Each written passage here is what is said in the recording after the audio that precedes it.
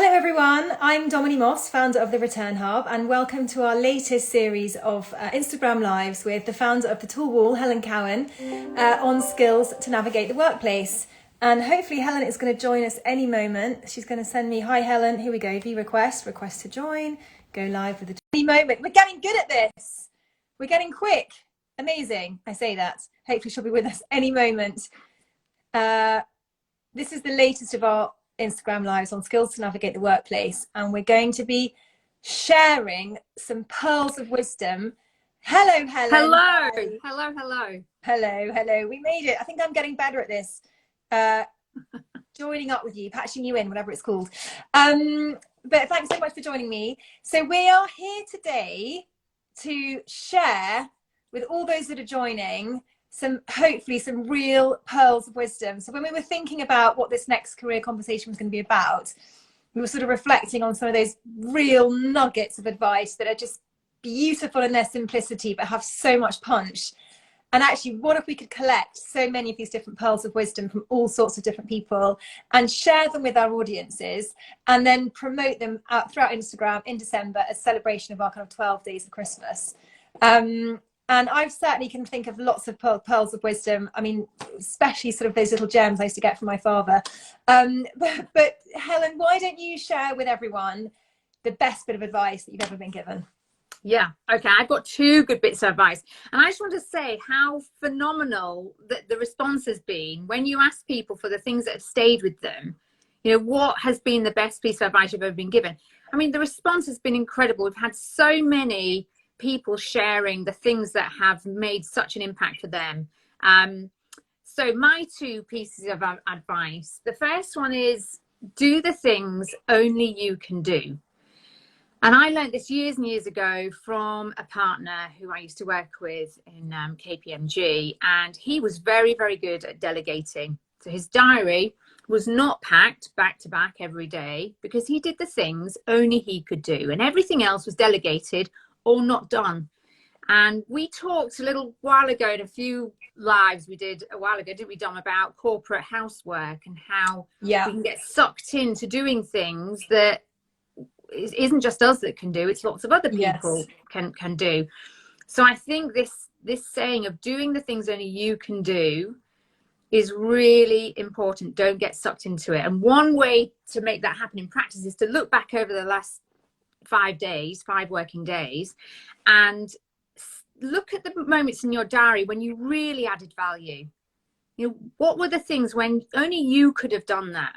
And everything else is really just noise. Could you have delegated it? Could you have said no? So I think that's a really good discipline. So that's the first piece of advice. That is brilliant. And I remember something similar when I was setting up the Return Hub, and I met with someone who I admire greatly, who has a much bigger business than me and super successful. And he said to me then, you know, if you want to grow your business, you have to delegate. You know, you will not get to do everything. You simply won't grow if you're one person or a very small number of people are all trying to do everything. And it really stuck in my mind. And he said, you know, sometimes it might feel quite scary to delegate because you might think, oh, are they going to do it as well as me? Can I trust that person? And he said, without being able to have that trust and the ability to actually just ask someone else to do something, and actually, you know what, they might not do it very well. They might not do it as well as you. But the fundamental fact is you cannot do everything, and those people will have to learn to do those things well. And so at some point you have to let go of those things that are just swallowing up all your time and stopping you from growing and getting those new skills and experiences and developing this sort of strategic stuff that you've got to do. And so that totally resonates with me. I was talking to a friend about this morning as well, and just sort of saying, you know, what do you think? We're doing this Instagram Live with Helen, and you know, what's the best bit of advice you've ever been given? And he had a really cool story, I thought, about his old headmaster at school. So this is obviously, you know, and he's in his late 40s now, so it really stuck in his mind.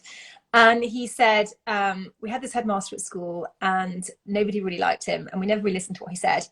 And it got to the last day of term in the kind of, you know, in the sixth form, and he was doing a talk to all the leavers, and he said to them, I'm sure that you won't remember most of what I say to you today. And in fact, he said, I don't really remember anything that my headmaster said to me when I left school. But he said, if there's one thing I do want you to remember, it's this. He said, throughout your life, you'll find that there are moments where there are multiple paths to choose.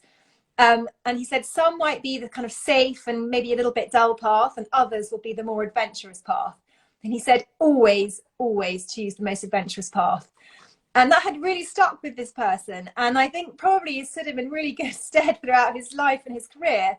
And I suppose it speaks to that sort of make the bold choice, you know, get out of your comfort zone. And we, into talking about this, you and I, Helen, we sort of looking at these bits of advice, and so many of them around that kind of be brave. Yeah, lots of them are just be braver. I mean, if we're all 10% braver, imagine what could be possible. But so many of these bits of advice, really, when you boil them down, it's really be a bit braver. But I love that advice. Choose the more adventurous path. That is fabulous. Yes, except when it comes to wallpaper, maybe. Although I'm hoping you're admiring my wallpaper. Well, I mean, I'm loving that. Is a bold choice, but it's a beautiful choice. Thank you. The other bit of advice I wanted to share, and I know you've got more to share as well, but something that stayed with me, and it's I read it because it came from one of the Greek philosophers. It's Plato or Socrates or somewhere, and I read it years ago, and it's always stayed with me, is be kind, for everyone you meet is fighting a hard battle. And I know this now to be 100% true, because I'm coaching people, and when you're coaching people, you see beyond the veneer that they present to everyone else, and you understand the battles that they're fighting. And so if in doubt, be kind. That doesn't mean let people walk over you. You know, that doesn't mean be Miss Nice all the time. Yeah. But if in doubt, be kind, because people are fighting hard battles. I think that's really important. That's really stayed with me. I think that's absolutely right. And you know, I mean, kindness hopefully is at the heart of, you know, the way that so many of us hopefully try and live our lives. And we don't always succeed sometimes, but it's almost the same as sort of standing in someone else's shoes for a while, isn't it? It's sort of the same sort of thing. It's sort of that ability to empathize with someone else's point of view or perspective, and walking in their shoes for a while.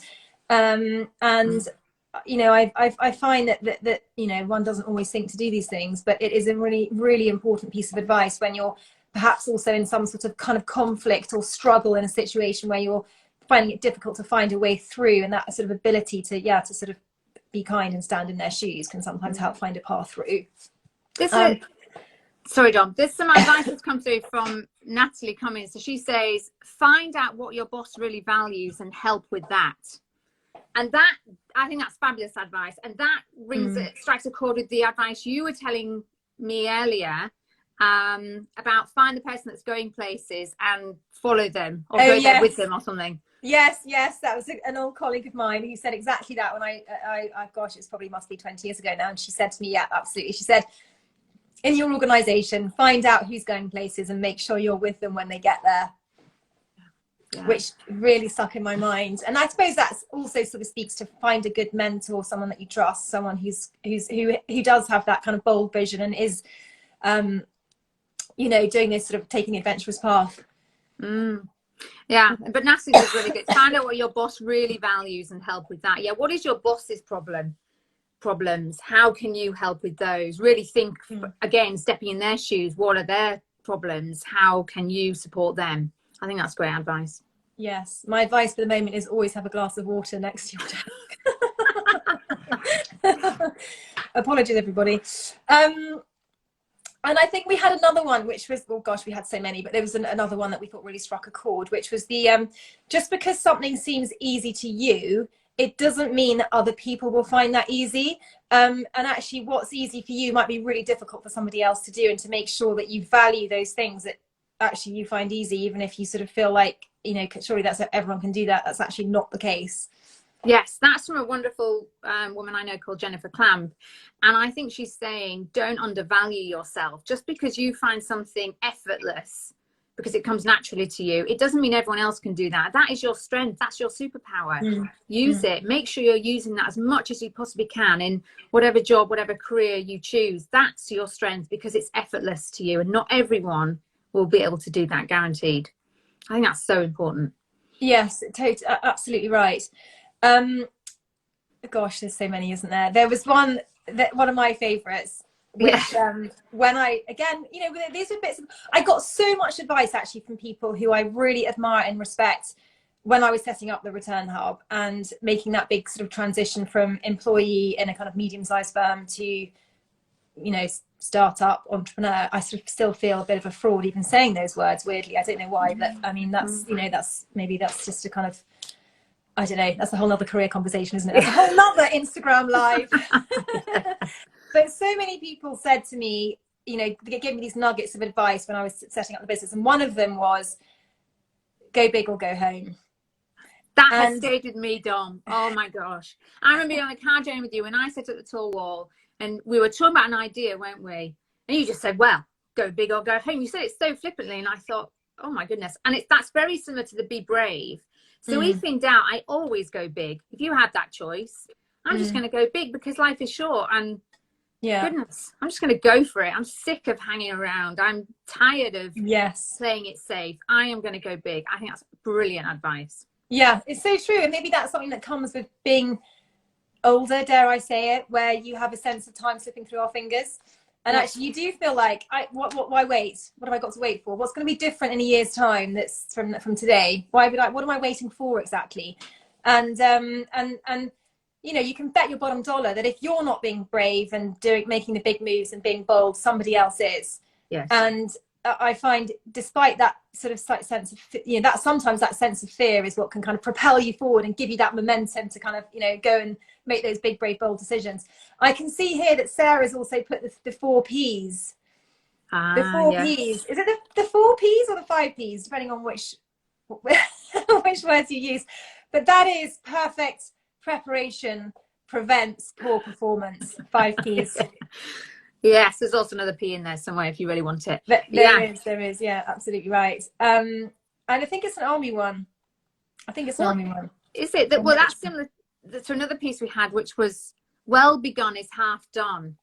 So that if you start something, you plan it, you start it in the right way, the job is half done. That's a piece of advice I need to take on board. I tend to rush into things. I'm like, go big, I'll go home. Let's just do it. And I'm not preparing. I'm not spending the time up front to prepare because I'm desperate to get on and implement. There was another one that was on a similar theme, wasn't there, about chopping down a tree, which was a great kind of metaphor, wasn't it? So if it takes 6 hours to chop down a tree, spend 4 hours sharpening the axe. Yes. Which just sums it all up in a nutshell, doesn't it? It's a great kind of visual metaphor for the importance of preparation and planning. You know, it's totally key.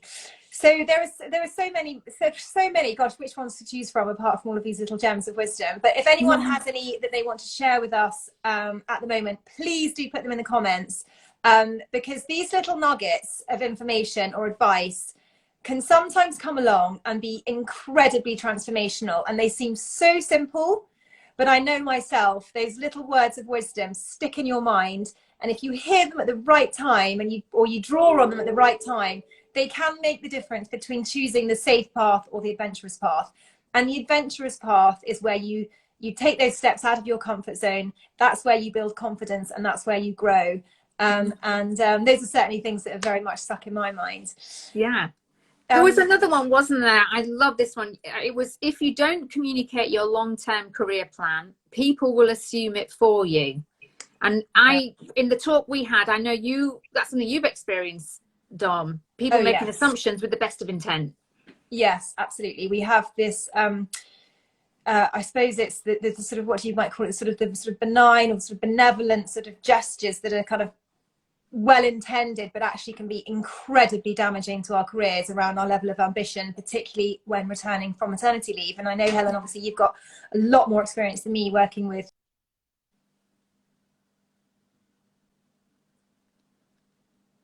Oh, Dominie, I can't hear you. Oh, you're back. Sorry.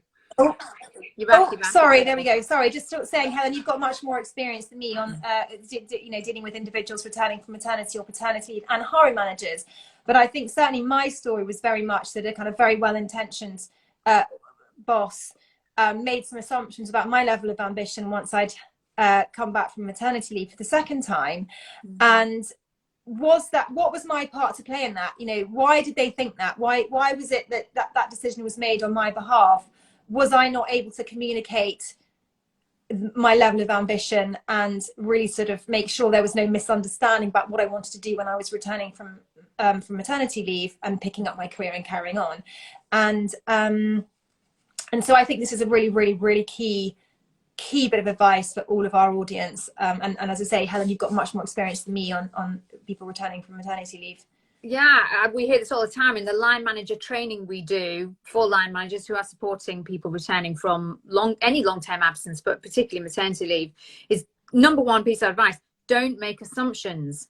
Don't assume that suddenly they're not as ambitious or they want to come back to exactly the same thing.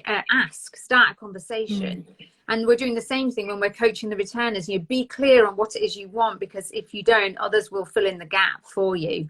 And that may not be in your favor. I think it's really important. It's brilliant, Dom, that we can complain all we like about what decisions the organization makes for us, but what is your part to play in that? You know, have you been as clear as you might? I think that's great advice. Yeah, absolutely. So is there anything else that we want to say? I mean, there's so many, aren't there? But we will be posting these nuggets on Instagram, on the Tool Wall, on the Return Hub throughout December. Obviously it's the 1st of December today, so the beginning of Advent. So do take a look out, and we would love to hear any comments, or again, you know, the advice that you've had, those of you that are watching, on the best bits of advice that you've ever had, and to share those would be absolutely brilliant. Just share that one, Dominie, that is hilarious. The one about the seat at the table. I just think that's so funny and brilliant. Yes. So that is, if you haven't got a seat at the table, pull up a chair. Again, you know, simple and perfect and beautiful, you know, action orientated. You can just imagine it, can't you? A group of individuals having a conversation, excluding certain others, and someone just coming along, pulling up a chair, sitting at the table and going, right. How bold is that? I love it. It's absolutely brilliant. Exactly right. I feel like I should also end on this, not career related at all, bit of advice, but I sort of stuck in my mind when Sarah mentioned about the 4 Ps, the old army, again, military sort of adage around always spend money on shoes and beds. Because if you're not in one, you're in the other. That is fabulous. I have heard that before, but just hearing you say it, that is so fabulous. The thing I'd like to close on, I'd like to say, is the best piece of advice, some of the best piece of advice I've ever been given, they've been given through me watching, not through me reading or being told. So I have watched people, how they have been at their best and how they have done that. And there's no substitute to spending time with people, as and when it's safe to do so, to go into the office and watch. And if you're in the office, don't just put your head down, see how other people are reacting and behaving, and learn from that, because that is also really good advice. It's just not written down or spoken. I just think there's no substitute for that. Absolutely. It's watch and learn. Yeah. Watch and learn. Yeah, that's the thing about these bits of advice. So simple, so perfect, so beautiful. Yeah, I'm really looking forward to seeing the 12 days of Christmas bits of advice come through. Yes, it's we don't know what impact that has on other people. You can't know when you share things like that. So I'm really interested to see what reaction we get and what resonates with people.